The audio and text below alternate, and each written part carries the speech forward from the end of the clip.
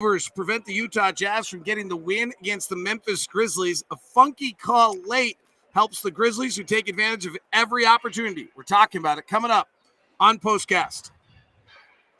David Locke along with Ron Boone live for you on YouTube, Facebook, as well as on Twitter. Join us on our live show after every single game called POSTCAST. And Ron, the Utah Jazz lose one tonight. They should have won, frankly. Yep, absolutely.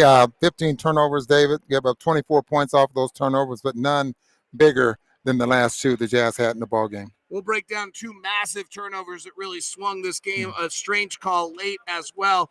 But from a big picture, Ron, it's a game that ended up with 16 lead changes, 12 ties. The Jazz kept kind of running away, and I think they felt like they could run away, and then Memphis just kept fighting. A team that got blown out was down 40 at the end of 3 the other night. They had great fight and probably outfought the Utah Jazz tonight. No, they only made 13 threes, but boy, they would seem to make the big ones. When the Jazz get off to a 7, they had a 10-point lead at one time, and then all of a sudden a couple of 3-point shots that are made put them right back within 1 or 2. So the 3-point shots that they made were big, even though it was only 13. But, they fought. They played hard. They did some very good things out there on the floor, and the Jazz just couldn't capitalize. Jazz did a really good job on Ja Morant tonight. He had 32 points, but on 30 shots. He definitely attacked differently if Whiteside or Gobert was on the floor. Kind of left over from the playoffs last year where he shot 60% when Rudy was off the floor. But the Jazz really didn't do a very good job in half-court defense, Ron. Why were the Jazz unable to get the half-court stops that usually they're able to get? And it wasn't like the Grizzlies were attacking the rim to the point, but they were more of a mid-range. And knowing that Rudy was going to help, they did a very good job of knocking down the mid-range shots. Now, it really helped the Grizzlies with Baines having such a explosive night, especially from the 3-point line, especially in that first half. Desmond Bane, the 30th pick of a year ago's draft. Dylan Brooks was out. He gets an extended role. Brooks' 16 shots are available to him. He came out with 13 in the first quarter. The other one that's really interesting tonight, Ron, if you go back to the playoffs last year, Dylan Brooks guarded Donovan Mitchell, and Donovan Mitchell torched Dylan Brooks. 15 of 25 shooting, 8 of 10 from the line, and a ton of free threes. Desmond Bane didn't guard Donovan very much in the playoffs or in the regular season. This was the first time Desmond Bane was ever guarding Donovan Mitchell.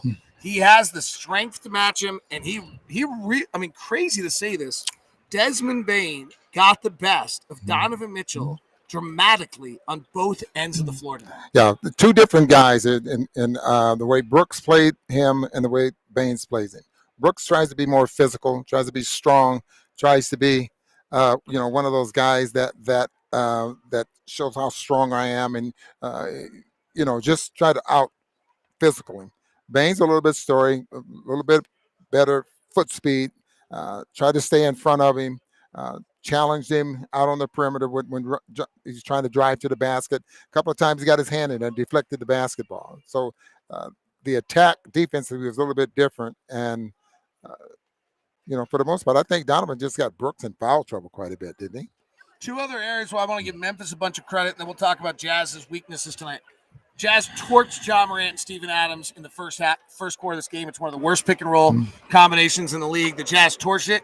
The Jazz couldn't get to it in the second half. They moved Ja Morant around, hit him defensively in the third quarter, and then the fourth quarter, they didn't play Steven Adams when the Jazz would go after it with Ja Morant. They played Jaren Jackson, so great adjustment there by Taylor Jenkins, who's truly one of the great young coaches in the league. And then the other one was Jaren Jackson's their bellwether. As much as we talk about Ja Morant, Jaren Jackson beat the Jazz tonight. He's the guy who has to win games for them. When he's bad, they're bad. When he's good, they're good. And they came out in the second half and just made him make plays early, and then his stretching the floor cost the Jazz a lot of problems. They got him down for 4 for 11 3-point shot attempt. I guess that's about right. But, that big one that he made, for the most part, to give him the victory. But the fact that they put him at center actually forced Rudy away from the basket. Now, if Rudy wants to protect the rim, he has to recover. They kick it out to Baines. They kick it out to Jaren Jackson. It was just a very good floor plan. I totally agree with the way Jenkins ended up, playing the Jazz, especially in that fourth quarter. All right, let's put the focus on the Jazz. In my mind, there are two key plays in this game that were the chance.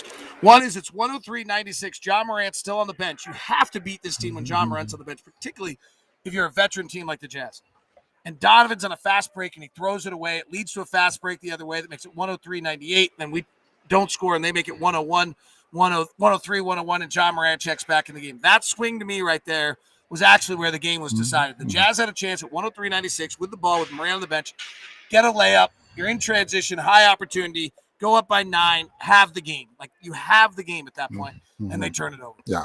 Turnovers will kill you, especially – late in the ball game like that, when you have to protect the basketball. Obviously, you're trying to score, but boy, it just, your star player making a mistake like that, it probably hurts more than anything. I'm all for guys in a situation like that trying to drive very strong to the basket. I'm not in favor of trying to split two defenders off the dribble like that and end up with turning it over. And then the big one is you're up 3. There's like 30 seconds, 26 seconds left in the game. Honestly, there's only one thing you can't do at that point, which is turn it over and give a layup the other way or give a fast break the other way. If you take a shot, get back defensively, do it.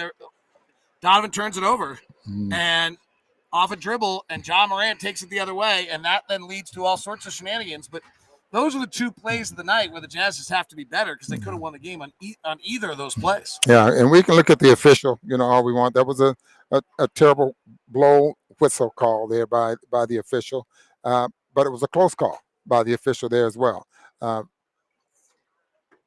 Unfortunately, they blew the call, and unfortunately for the Jazz, it had to turn out to be a jump ball because of the blown call. But they did make the right decision with that. Let's walk through what happens. Yeah. John Morant gets fouled on that after the Donovan turnover. He makes the first free throw. It's now a 2-point game.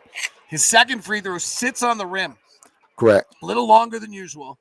Jaren Jackson goes over Rudy Gobert, and it's never been determined, but it looked as though Jaren Jackson touched the ball. But honestly, the replay that we were seeing on television looked like it was goaltending. The replay we saw in the arena did not look like it was goaltending. It was not off the rim, but not in the cylinder. No longer in the cylinder. They come all the way off. So at that point, I think the officials actually make the right call, which is no goaltending. Right. But because the whistle was blown by Brett Nansel, the least experienced of the 3 officials, it means while the ball's in no possession and a whistle is blown, that they have to go to a jump ball. Right. The mistake that's made here is the whistle should have never been blown because it wasn't goaltending, at which point the Jazz, Royce O'Neal, would have had the rebound up by 2 with 11 seconds left. 5.7 seconds, right? No, that was 5.7 after. Right.